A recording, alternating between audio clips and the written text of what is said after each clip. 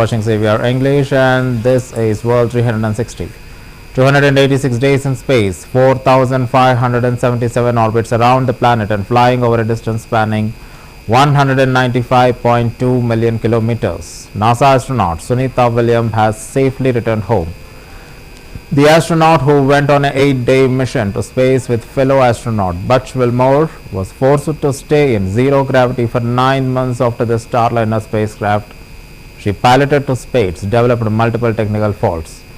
What seemed to be a quick test certification fight, a process Suni has been familiar with thanks to her test pilot days in the US Navy, turned into a long stay filled with new adventures, record-shattering spacewalk and a political slugfest. The astronauts, part of the Crew 9 mission, ended their space flight as they splashed down in the Atlantic Ocean, have braved the challenging re-entry through Earth's atmosphere. Onto the ship, we have a very special treat, which is what this team is preparing for now. As for the recovery teams themselves, we started the day taking a series of helicopters out to the vessel. Oh yeah, Sandra, this view is absolutely unbeatable. So just to kind of finish off what I was saying is once that side hatch of the spacecraft is open, that crew will be assisted out of the capsule one by one. The distance there between, dolphin cam back again. we can see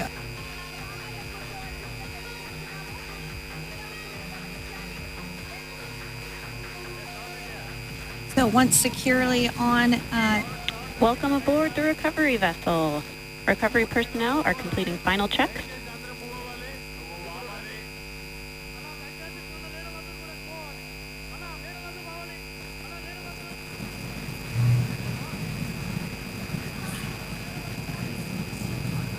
And there you have it. The side hatch is open for the first time since September. Yeah.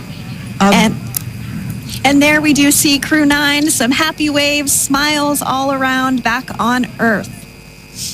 Oh, looks like we're getting our next crew member here. That is none other than Sunny Williams. Big smile, big waves. She, like her other crew members, now will be assisted onto the mobility aid.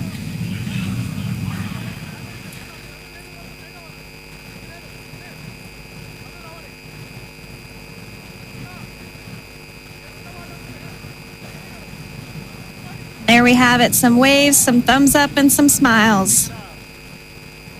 We're getting some views of him now as he egresses or exits the spacecraft.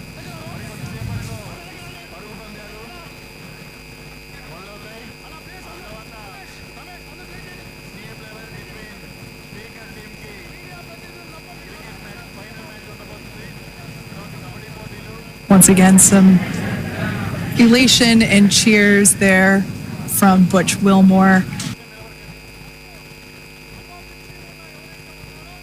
We can see folks on board clapping as our first crew member.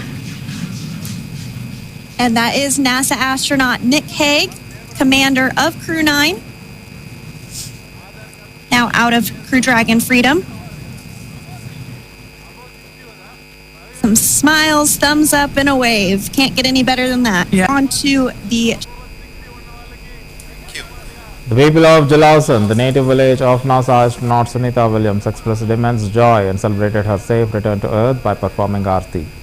The village came alive with the excitement as they welcomed Sunita Williams, who, along with fellow NASA astronaut Barry Wilmore and 2 others, undocked from International Space Station and was scheduled to splash down the Earth at around 3:27 a.m. IST. Her safe return was a moment of pride for her village and the entire nation.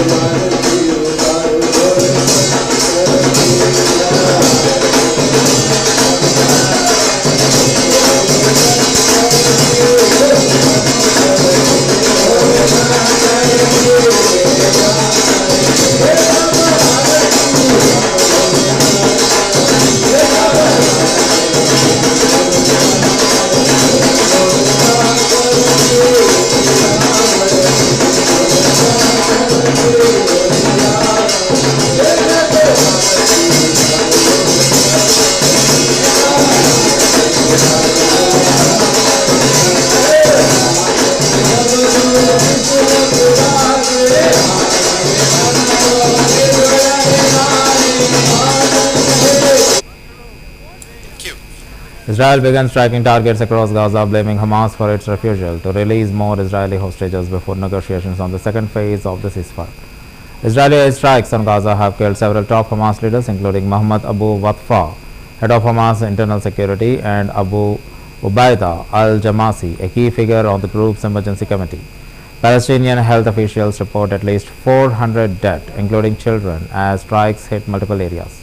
Israel says attacks were a response to Hamas' non-release of hostages and was to continue military action.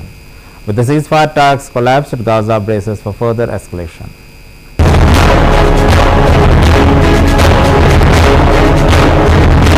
In a devastating escalation, Israel has resumed its bombardment of Gaza, killing over 400 people in surprise airstrikes. The attacks, which began overnight, shattered nearly 2 months of ceasefire and reignited fears of a full-scale war. Gaza's health authorities reported that many victims, including women, children and the elderly, remain trapped under rubble. The strikes targeted densely populated areas and campus for displaced persons, leaving scenes of chaos and devastation.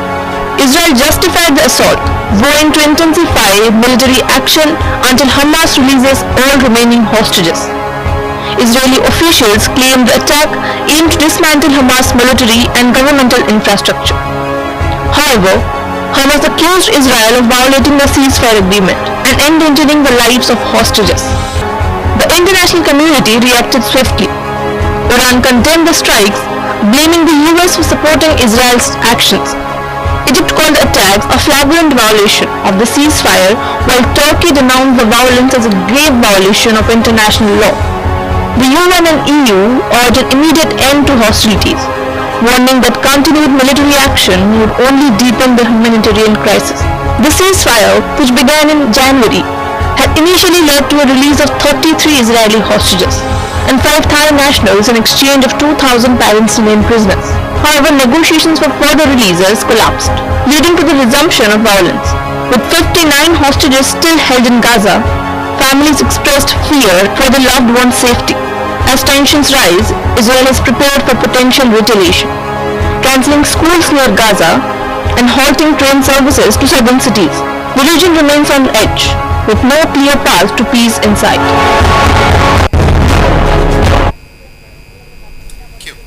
Israeli Prime Minister Benjamin Netanyahu tweeted, stating, "Israel will fight and Israel will win. We will bring our people home and we will destroy Hamas. We will not relent until we achieve all these vital goals, and we will not rest until we give our country a future of peace, prosperity and hope."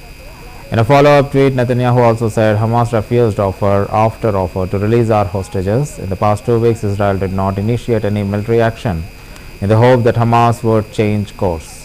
While that did not happen, while Israel accepted the offer of President Trump's special envoy Steve Witkoff, Hamas flatly refused to do so. This is why he said that he authorized the renewal of military action against Hamas, and he thanked President Trump for his unwavering support for Israel. Our alliance with the United States has been stronger, said Netanyahu. Hamas is responsible for this war. It invaded our towns, murdered our people, raped our women, and kidnapped our loved ones. Hamas refused offer after offer to release our hostages. In the past 2 weeks, Israel did not initiate any military action in the hope that Hamas would change course. Well, that didn't happen.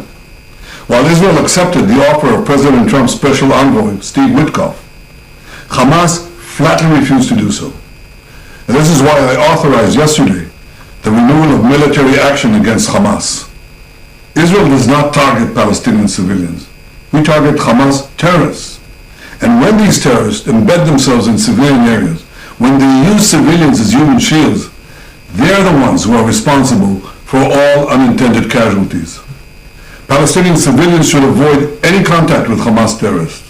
And I call on the people of Gaza, get out of harm's way, move to safer areas. Because every civilian casualty is a tragedy, and every civilian casualty is the fault of Hamas. I thank President Trump for his unwavering support for Israel. Our alliance with the United States has never been stronger. To those who criticize Israel, I ask, what would you do if terrorists murdered and kidnapped your children? You would do what we're doing.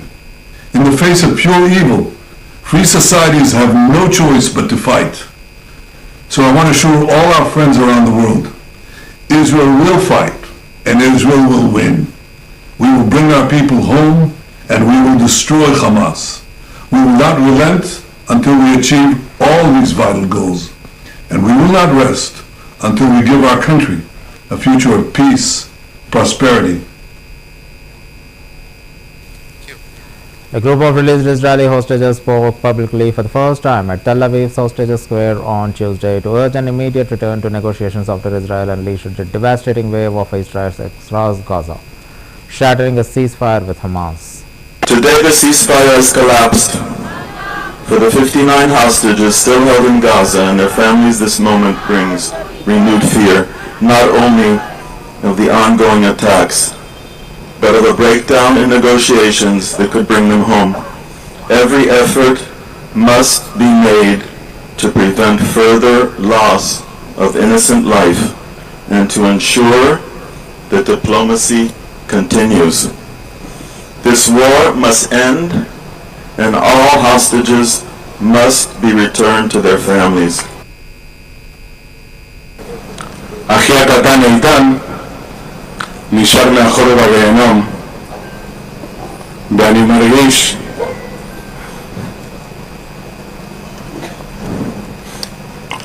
שליש ממני נשאר בעזה.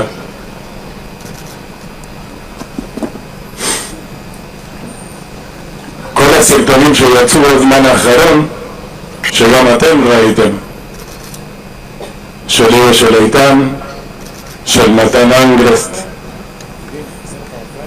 של גיא גלבוע דלל באביתר דוד, כל הסרטונים שעבורנו היו סימני חיים, אני מקווה שלא יהפכו לסרטוני פרידה אחרונים, סרטוני פרידה אחרונים. Nearly 3 weeks after a disastrous meeting with Ukraine's President Zelensky at the White House intended to find a peaceful end to the years-long war in Ukraine, President Donald Trump dialed his Russian counterpart in a fresh attempt to find an end-to-end conflict. Donald Trump, who called Vladimir Putin at 10 a.m. Eastern Time, spoke to the Russian leader for over 2 hours.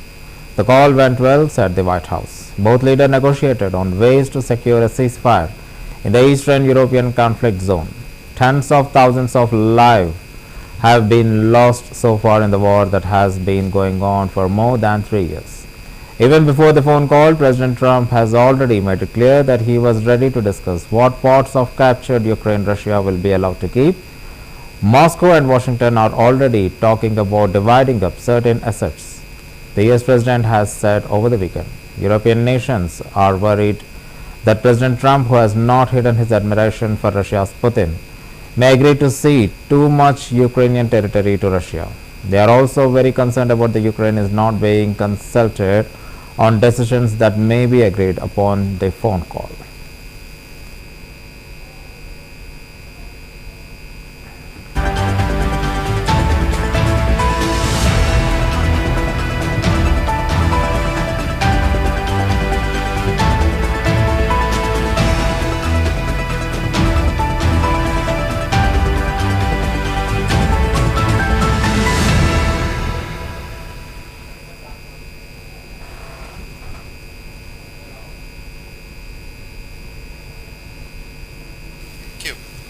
Ukrainian President Volodymyr Zelensky said he supported the proposal to stop strikes on energy targets, something Ukraine has already proposed in its own talks with the US and Saudi Arabia about the Russian war. Якщо президент Трамп може дотиснути щодо деталей і не бити по енергетиці і по морю, якщо такий перший крок, а поки що інших кроків немає, Нехай розкаже тоді деталі, як ми будемо це робити. І я впевнений, що всі наші сторони, принаймні американська і українська сторона, буде підтримувати будь-які кроки, які ведуть до зменшення ударів і по військовій, і по цивільній інфраструктурі. Тобто ми ж підтримуємо всі кроки щодо закінчення війни. Ми її будемо підтримувати, але для того, щоб щось підтримувати, треба розуміти, що конкретно. Буде час у президента Трампа, він зайнята людина, буде час, він набере будь-який час, у нього є там телефон, немає питання, ми готові, проговоримо з ним наступні кроки задоволені. Ми відносимось зі скепсисом з точки зору довіри к русским. Довіри до Путіна немає. Тому я і кажу, треба зрозуміти, як технічно це буде відбуватися, щоб це не залежало тільки від їх бажань. Ось і все. Тобто це не та гра, в якій диктує правила виключно Путін. І я думаю, що допомога буде продовжуватись. Ми маємо допомогу як Сполучених Штатів Америки, так маємо допомогу наших європейських колег. Ми на постійному зв'язку. Я впевнений в тому, що ніякої зради від партнерів не буде і допомога буде продовжувати. Якщо президент Трамп може дотиснути щодо деталей і не бити по енергетиці і по морю, якщо такий перший крок, а поки що інших кроків немає, то нехай розкаже тоді деталі, як ми будемо це робити. І я впевнений, що всі наші сторони, принаймні американська і українська сторона, буде підтримувати будь-які кроки, які ведуть до зменшення ударів і по військовій, і по цивільній інфраструктурі. Тобто ми ж підтримуємо всі кроки щодо закінчення. Lawmakers from Hungary's small opposition party Momentum lit up small flakes as the country's parliament passed a law on March 18 to ban the pride march by LGBT communities. They also scattered in the assembly hall, manipulating photos depicting Orban and Russian President Vladimir Putin kissing as the voting progressed. The vote triggered the blockade of a bridge in central Budapest in protest against the changes fast-tracked by Prime Minister Viktor Orban's ruling party. Figyelmeztetem is képviselőtársaimat, mivel úgysem vesznek részt, akik fönn vannak. Bravo! Emlékeztetem, kérem képviselőtársaimat, őrizzék meg nyugalmukat, akik arra születtek, hogy a rendetlenséget szítsanak, azok most is ezt teszik. Emlékeztetem önöket, hogy tegnapi döntésünknek megfelelően a törvényjavaslatot kivételes eljárásban tárgyalja az országgyűlés. A Törvényalkotási Bizottság összegző módosító javaslatát T/11.201/4-es számon, összegző jelentését pedig T/11.201/5-ös számon terjesztette elő. Most az összegző módosító javaslatról döntünk. Kérdezem a tisztelt Országgyűlést, elfogadja-e a Törvényalkotási Bizottság T/11.201/4-es számú összegző módosító javaslatát? Kérem, szavazzanak! Kimondom a határozatot. Az Országgyűlés az összegző módosító javaslatot 137 igen, 28 nem és egy tartózkodó szavazattal elfogadta.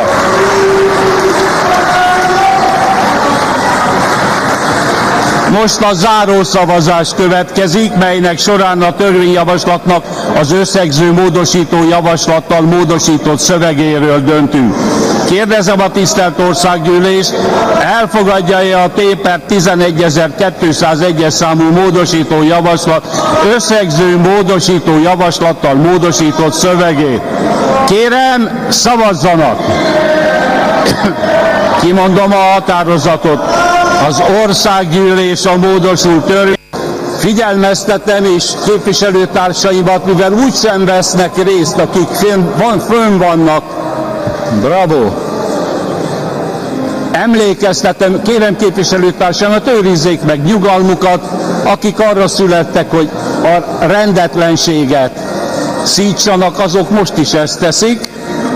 Emlékeztetem önöket, hogy tegnapi döntésünknek megfelelően a törvényjavaslatot kivételes eljárásban tárgyalja az országgyűlés. A Törvényalkotási Bizottság összegző módosító javaslatát T/11.201/4-es számon, összegző jelentését pedig T/11.201/5-ös számon terjesztette elő. Most az összegző módosító javaslatról döntünk. Kérdezem a tisztelt Országgyűlést, elfogadja-e a Törvényalkotási Bizottság T/11.201/4-es számú összegző módosító javaslatát? Kérem, szavazzanak! Kimondom a határozatot. Az Országgyűlés az összegző mód. German Chancellor Olaf Scholz praises a historic spending package for the defense and infrastructure passed by Parliament in Berlin. These decisions are important and they are correct and they are appropriate, said Scholz during a joint press conference with French President Emmanuel Macron. Olaf Scholz further added that ceasefire on attacks on Ukraine's energy infrastructure agreed by US President Trump and Russian President Putin as important first step, but said a total ceasefire must be next. The next step must be complete ceasefire for Ukraine as quickly as possible, said the German Chancellor. We, of course, followed the telephone conversation between U.S. President Trump and Russian leader Putin. We have also been in contact with President Zelensky in the USA and were therefore able to speak about it immediately before this press conference.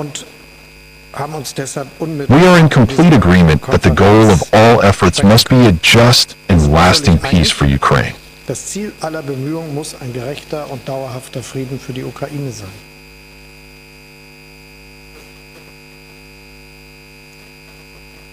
The ceasefire now announced regarding attacks on energy infrastructure can be an important first step along the way to peace. The same applies to the start of technical negotiations for a ceasefire at sea. The next step must be a complete ceasefire for Ukraine and as quickly as possible. Of course it is clear, and we both agree on this too, that there must be no decision without Ukraine and over the heads of the Ukrainians. The war in Ukraine has a considerable impact on Europe's security as a whole.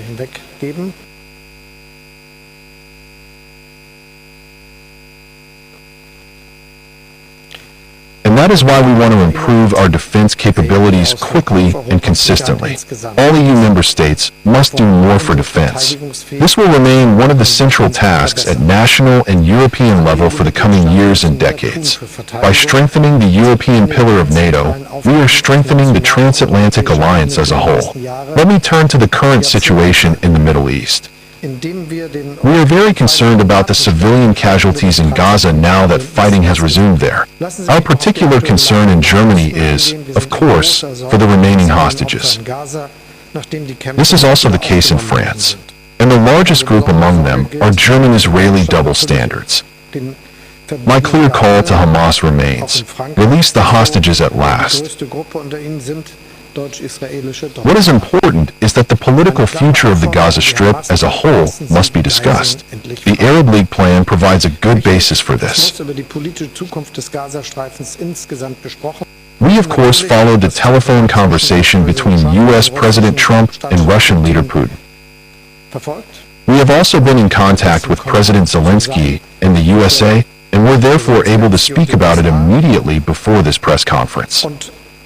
We are in complete agreement that the goal of all efforts must be a just and lasting peace for Ukraine. Das Ziel aller Bemühungen muss ein gerechter und dauerhafter Frieden für die Ukraine sein.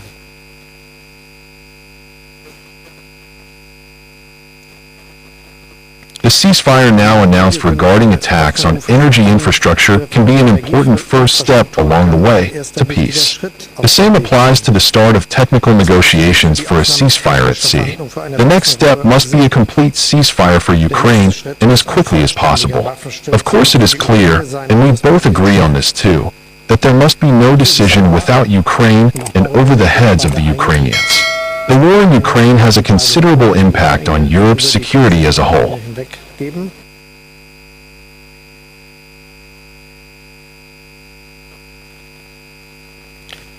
that is why we want to improve our defense capabilities quickly and consistently. All EU member states must do more for defense. This will remain one of the central tasks at national and European level for the coming years and decades. By strengthening the European pillar of NATO, we are strengthening the transatlantic alliance as a whole. Let me turn to the current situation in the Middle East. We are very concerned about the civilian casualties in Gaza now that fighting has resumed there.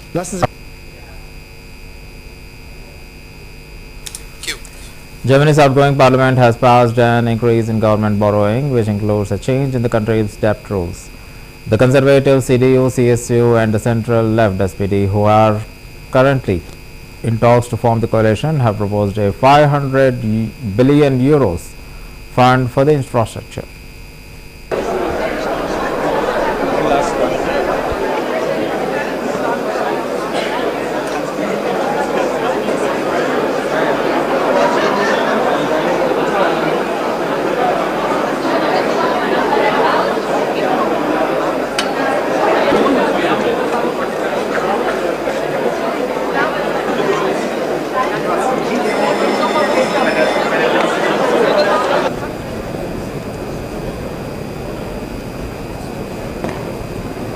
Abgegebene Stimmkarten 720, mit Ja haben gestimmt 513, mit Nein haben gestimmt 207, keine Enthaltungen.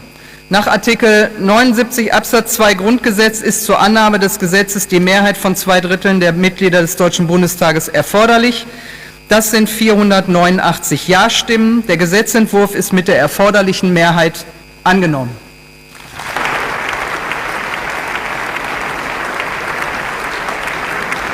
Damit sind wir am Schluss unserer heutigen Tagesordnung und damit auch am Ende der letzten Sitzung des 20. Bundestages.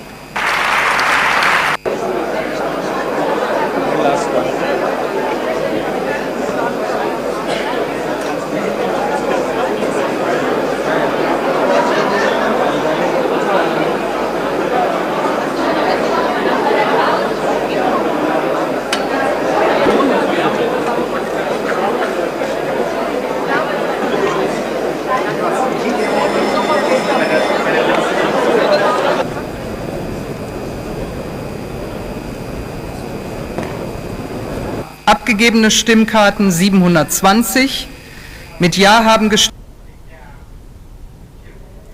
Turkish authorities detained President Tayyip Erdogan's main political rival on Wednesday in charges including the corruption and aiding a terrorist group in what the main opposition party called a coup attempt against the next president. Several vehicles, one of which was believed to carry Istanbul's mayor Imam Oglu, who was seen leaving the police premier at the scene. Dozens of police were also stationed outside the Imam Oglu's house as he was detained in a video provided by the local news agencies. Istanbul Mayor Ekrem Imamoglu of Republican People's Party faces two separate investigations that also include charges of leading a crime organization, bribery and tender rigging.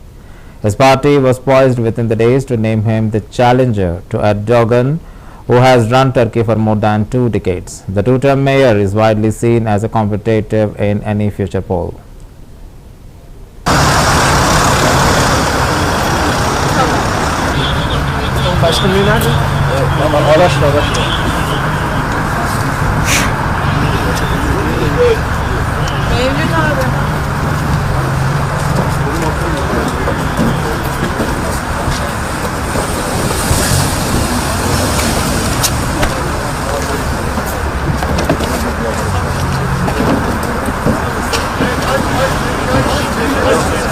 Geliyor galiba. Alın bizi, alın bizi.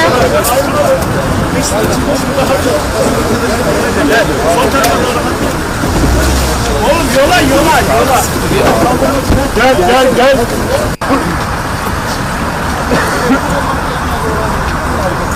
Abi.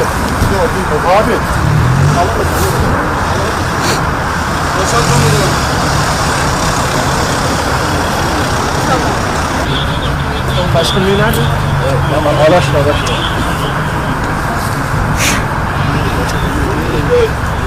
Mevlüt abi.